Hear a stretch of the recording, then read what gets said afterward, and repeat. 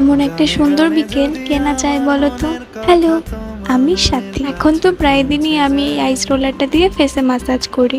এই সামারে তো প্রচন্ড ঘাম হয়, তারপর আমার আবার অয়েলি স্কিন। তারপর স্নান করার আগে 30 মিনিটস ইয়োগাটাও সেরে ফেললাম। এই গরমকালে তোমরা যারা বাড়িতে বসে ওয়ার্কআউট করো তাদের জন্য ইয়োগাটা কিন্তু একটা বেস্ট অপশন। যাই হোক, এবার আমি আমার স্নানটাও সেরে ফেলেছি। আর আজ না আমি শুধু এই পন্ডসের ময়শ্চারাইজারটাই ইউজ করেছি। এবার চলো তোমাদেরকে একটা জিনিস দেখাই। আমার কাছে না এখন ব্ল্যাক আউট কার্টেন গুলো নেই, তবে সূর্যের তাপ তো আটকাতেই হবে।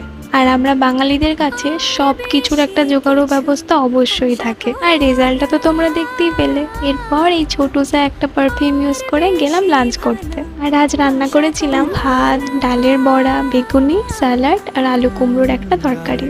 আর আমার কাছে স্যালাড মানে শুধুই কিন্তু শশা। দুপুর পর্যন্ত তো খুব গরম ছিল, আর আমিও তো নিজের রুমে এডিটিং এর কিছু কাজ করছিলাম। তারপর যখন সন্ধ্যেতে বেরোলাম তখন দেখি এত সুন্দর ওয়েদার। আর আজকের দিনের এই সময়টা আমার বেস্ট সময় ছিল। সারাদিনে এটা ওটা করতে করতে এই গরমের মধ্যে বড্ড হাঁপিয়ে উঠি। তবে যদি সন্ধ্যেটা ঠিক এরকম হয় তাহলে সব ক্লান্তি দূর হয়ে যায়, তাই না? আর এই এত ভালো ওয়েদারের মধ্যে আমি একটু চা খাবো না, সেটা কি হতে পারে? তোমরা যদিও আমাকে গ্রিন টি খেতে দেখতে পাও, তবে আমি কিন্তু দুধ চা লাভার। চা করতে করতে বাইরে গিয়ে দেখি সন্ধ্যেটা আরো সুন্দর হয়ে উঠেছে। তাহলে এখানেই শেষ করছি, চলো টাটা।